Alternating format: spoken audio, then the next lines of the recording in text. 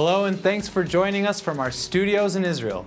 Coming up in today's newscast, a terrorist attempts to stab a policeman outside of Jerusalem, Turkish President Erdogan shares some choice words with Israel's Channel 2, and a forest fire threatens an inspirational Israeli community. I'm Aaron Porras here with the latest news in Israel.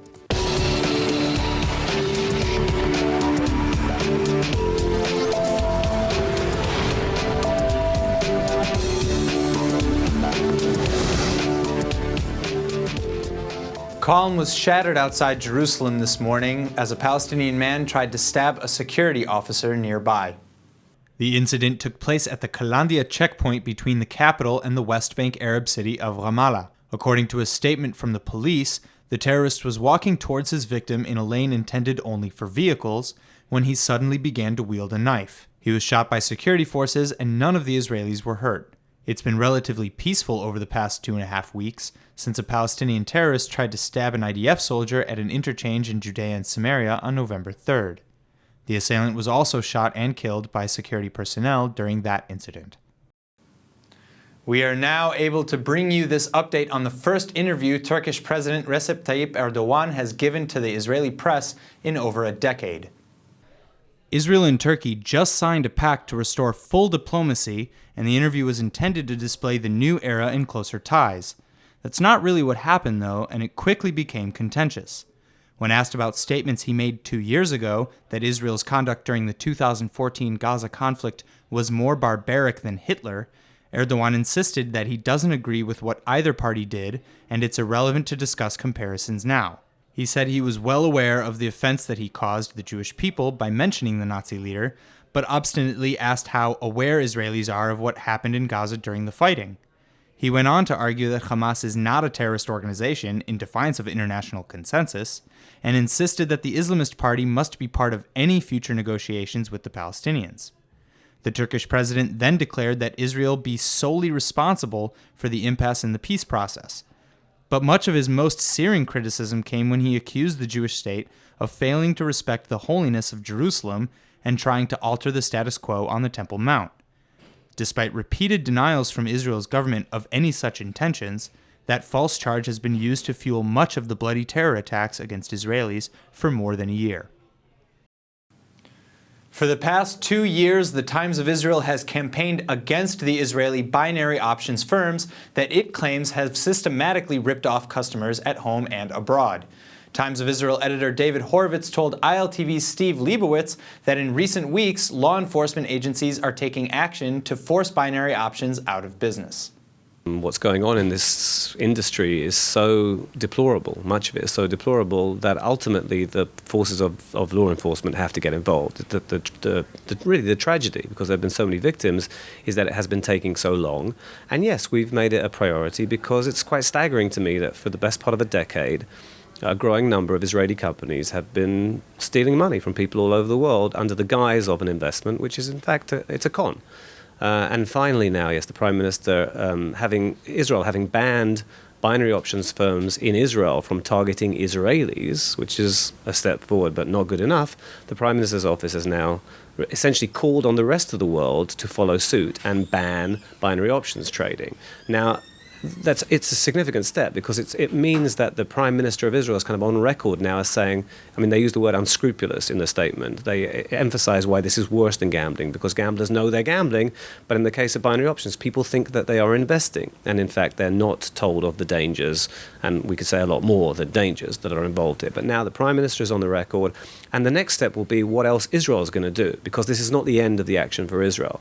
The head of the Israel Securities Authority, whose job it is to regulate Israel's financial markets, has said to us and to others, it's not enough that it's banned, that Israeli victims or potential victims are protected, that this is terribly damaging for Israel's reputation abroad. He wants to marshal all the forces of law enforcement, all the authorities, to shut it down, certainly the fraudulent aspect of binary options, he said, to shut it down. And the fact that the Prime Minister has put out a statement, that's great, but what new authorities are going to be given now to law enforcement, specifically to the Israel Securities Authority, that we will now be following up. The binary options is in effect an entire industry where many people work there, maybe thousands of people work in the binary options industry.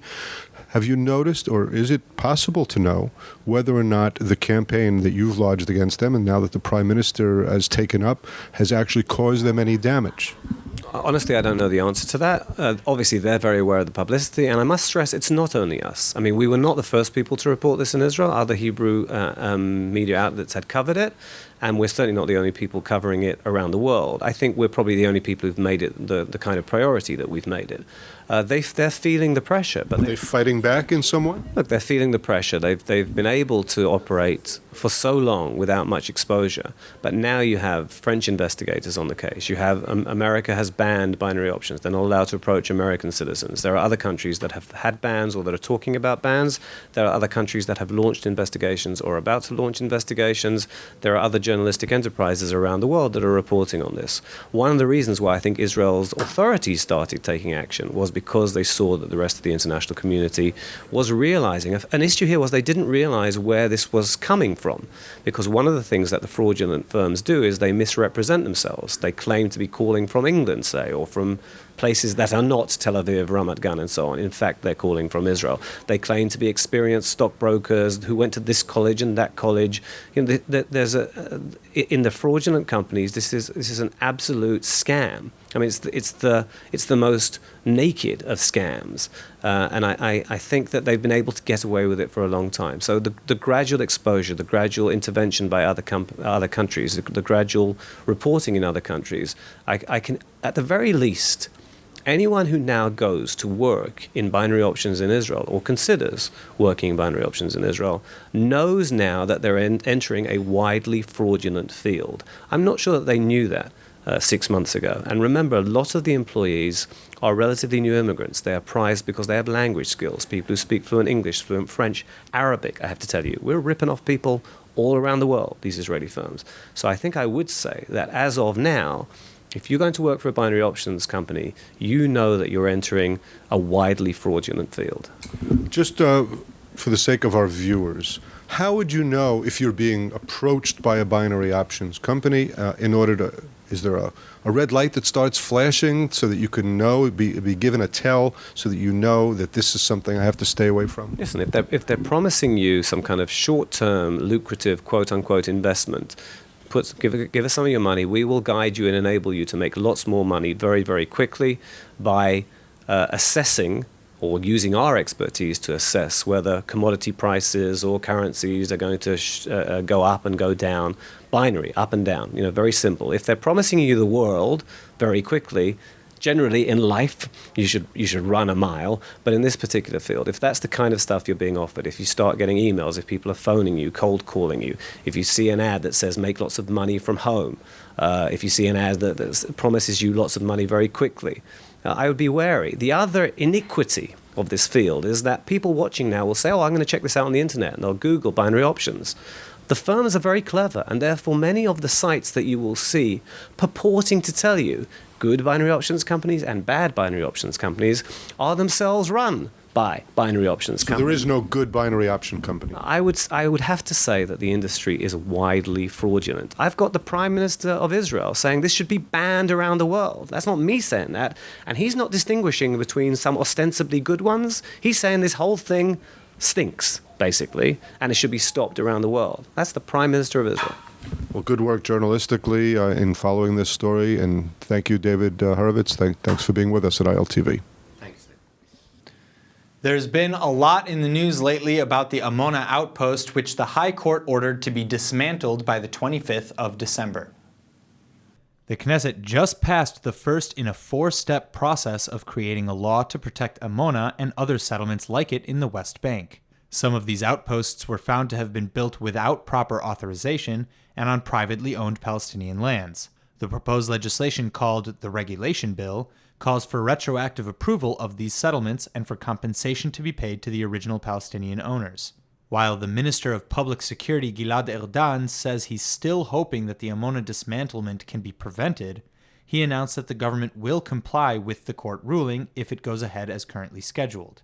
In his capacity as security minister, Erdogan also oversees the police, and says that there shouldn't be any doubts that the police will also carry out the job as ordered, if so ordered. He went on to express his belief that the remaining residents of Amona will be evacuated peacefully, unlike the violent clashes that erupted between police and settlers at the outpost in 2006, where 200 people were injured. Israeli Prime Minister Benjamin Netanyahu has consistently had a hard time trying to corral his cabinet members, and that is no more clear than when they want to express their enthusiasm. This time, it's about reaching out to the developing administration of U.S. President-elect Donald Trump. Even before the 2016 presidential elections, Netanyahu told his government to abstain from making any public statements that might be misinterpreted as endorsements or interference in American politics. Since Trump's victory, several ministers have gone ahead anyway. There's been much praise on the Republican leader's declared support for continued Israeli building projects in East Jerusalem and the West Bank, as well as his promise to move the U.S. Embassy to Jerusalem. And then earlier this week, a letter written by Agriculture Minister Uri Ariel to Trump's chief strategist Steve Bannon was published on the Breitbart website, thanking him for his support of the Jewish state. So the cabinet secretary just issued yet another order to all the ministers, instructing them in no uncertain terms to abstain from any further contact without receiving implicit approval from the prime minister's office or the Israeli embassy in Washington. A new poll has just been released regarding what Israelis really think about U.S. President-elect Donald Trump, and the findings may surprise you. About 44% of the people in the Jewish nation say that they believe Trump is a, quote, true friend. If you break it down by political leanings, that number jumps to 59% among those who identify themselves as being on the right. Only 17% of the left wing, however, see him as that friend. During his campaign, Trump's promise to move the American embassy to Jerusalem was wildly popular with the Jewish sector.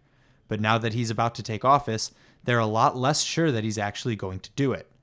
Both houses of Congress passed the Jerusalem Embassy Act in 1995, demanding the diplomatic compound be relocated from Tel Aviv to the Israeli capital. Since that time, however, no president has had the courage to actually implement the law out of fear of igniting fierce opposition in the Arab world. Only 6% of the Israeli public believes Trump will honor his vow, while 32% think it's only likely. But 38% say they believe it's highly unlikely, and 11% think that there's no chance whatsoever. Officials at the U.S. Holocaust Memorial Museum are issuing an urgent appeal for all Americans to confront racist thinking and divisive hateful speech in the wake of Donald Trump's election as president. They are expressing particular alarm over the meeting of a supremacist group at the federally owned Ronald Reagan Building in Washington, D.C. this past Saturday. The head of the white nationalist policy group was filmed using heavy Nazi terminology and even shouting "Hail Trump" as his audience responded with Nazi salutes. Richard Spencer referred to Trump's election as the victory of will, using the title of a famous Nazi propaganda film championing Hitler and the Nazis' rise to power in 1930s Germany. He also insinuated that the media is controlled by Jews while using the Nazi expression Lügenpresse, which means the lying press in German. Spencer claims to have coined the term alt-right, which has come to be associated with extreme nationalists and racists who support the Republican president-elect. Spencer's Twitter account was suspended this past week for violating bans on, quote, violent threats, harassment, and hateful conduct, end quote. In the world of medicine, sometimes things need to be done fast. Someone's life could depend on it. That's why one Israeli company set out to completely revolutionize and streamline a very important aspect of our healthcare. With me in the studio today is CEO of ADOC, Elad Valach, to tell us more about it. Thank you so much for coming in. Thank you, Aaron. Happy to be here. I'm glad. So, first of all, what is ADOC's breakthrough? What is this invention? Right. So, today we have medical images, CTs, MRIs, and X-ray. And the amount of medical imaging today is just staggering. It's increasing all the time. And today, on average, 1 out of 3 U.S. citizens undergoes a medical imaging exam like CT or MR each year. Wow. So while the amounts of imaging is increasing, the amounts of physicians that can look at those images, a specialized physician called radiologists, has actually stayed stagnant for years.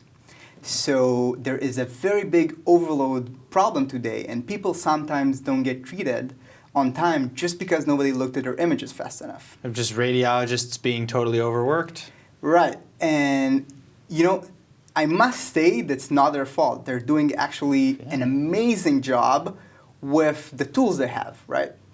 But the big problem is they don't have tools that can really support this much of a caseload. I see. So what does it do? I mean, how does it work? Right. So our software basically looks at each incoming scan and detects visual abnormalities in the data. And then we can highlight for the physician the most relevant areas of information in the scan. So we could help him streamline his work process. Imagine like a smart assistant helping you saying, hey, look, here, and here, those are the interesting and relevant information. What's the margin of error with this algorithm? Okay, it's a good question. And of course, we're always, progressing and developing. The big test would be in the clinical trials we're going to have in several months, although the accuracy so far is more than 95%, which is good. That's incredible. So this is an artificial intelligence-based system, and it looks through the scan Right. For the radiologist. Basically, it's another pair of eyes. You could say another pair of eyes, where the whole purpose is to look while he is looking and helping him focus on the right areas. Right. I see. And okay, so what are some of your early numbers? How big of a difference does this really provide to the workflow of the common radiologist? Right. So the difference, imagine that today you have maybe each moment dozens of patients waiting to be diagnosed each moment, right? Mm-hmm. About 30-40% of them are marked as urgent, which means they have to be diagnosed in less than 45 minutes. Right. Is that possible? It is not, basically. Not. So what we're helping the radiologists is, so we're first helping highlight the most urgent patients, so you could, be taken care of right now. And then, basically, we help him to become more efficient doing the reading. And imagine even, a 10-15% increase in the workflow is very valuable, but our numbers so far are even better than that. What are some of the higher numbers? So I can't really disclose now, okay. right? It's part of trials, but they're pretty good. And then, let's say you have these patients and they fall into these different categories of Right. urgent, apparently non-urgent. This workflow change to the radiologist, how does that translate to patient care? Like, how does that change their interface Right. with healthcare? Right. So I'll give the best examples we've seen. Imagine a car accident, and you have multiple trauma patients. So you have 5 patients that need to be diagnosed right now, and look where they have if they need urgent care right now, right? Mm-hmm. So for the patients that get entered in the hospital, they could be taken care of much more efficiently instead of looking at hundreds of images per patient for 5 patients in a car accident. It could take more than an hour, and now they could be taken care of in less than 10-15 minutes. That's incredible. Wow. Yeah. Right. You haven't really had many issues with this. I mean, it's been working as well as expected, better. Okay, so the phase of the company now, so we're developing the first prototype to be installed early next year in 3 hospitals. The results so far have been promising, but I want to stay cautious until the end of the clinical trials. 2 hospitals in the U.S., some of the top hospitals, 1 hospital in Israel, basically. Wow. All right. So on to my next question. What inspired this creation? How did you get onto the subject of radiology? An interesting question. Actually, all the 4 founders, we come from the Israeli Ministry of Defense, from the Army. We are all part of a program called Talpiyot, which is basically an elite technology unit of the Ministry of Defense. And during all of our service, we were really passionate about using technology to help save lives. Mm-hmm. And then we finished the service, we wanted to do it in the medical domain. And this specific need, so we went around the hospital, sat with physicians, saw how they work, and it immediately jumped up. You just see radiologists working today, and it's like crazy. They don't have time for bathroom break. It's like hectic today. That's wow. So okay, I know you mentioned that you're in a few hospitals in the United States, one in Israel. Right. At what point do you hope that the clinical trials will be over and then you can expand and everybody will have this amazing thing? Right, and everybody will be happy. And everybody So our current plans is we have to go regulation, which is called FDA, for this product. This process should take about half a year. So about a year from now, we hope the first commercialization would be. Wow, that's soon. That's pretty quick for like an FDA approval and all that. It's interesting because we're kind of a company in two domains, right? From one side, we're a medical device company. From the other side, we're kind of a big data deep learning company. And, they both are working in different paces. So we're trying to, combine working in lean startup, deploying fast, working with the market on the solutions, but on the other hand, working through the regulation and bringing a good medical device that physicians could trust. Okay. I have another question about your algorithm, actually, just because I find that really fascinating. Being that it's artificial intelligence, at least to some degree. Right. If it makes a mistake, is there a way to tell it and then it can kind of learn in the future not to make that mistake? Okay, that's a very good question. So first of all, how do these systems train? We're using a new kind of machine learning algorithm called deep learning, which is based on very large amounts of data.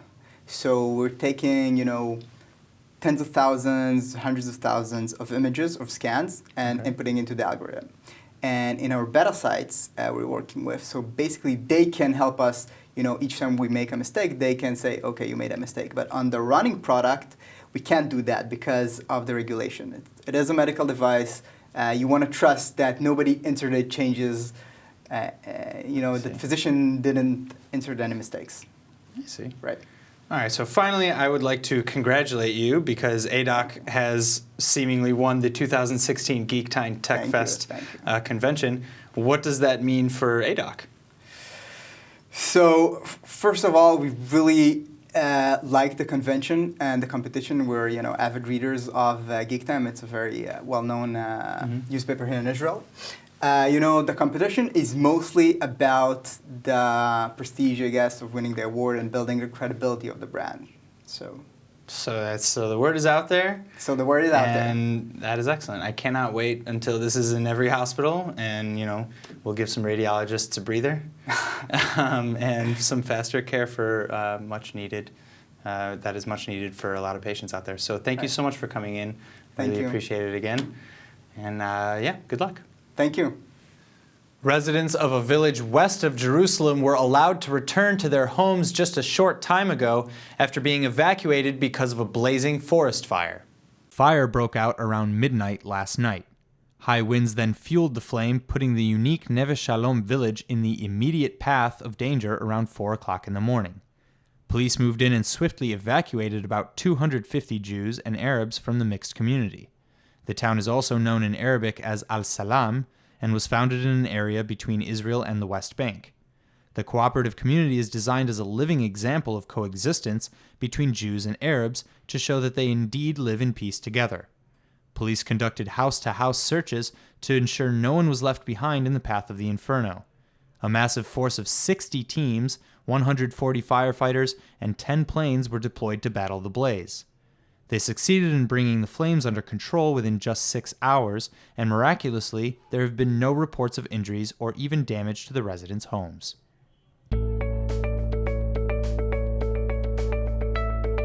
Masa Israel is home to the widest variety of immersive international experiences for Jewish young adults 18 to 30.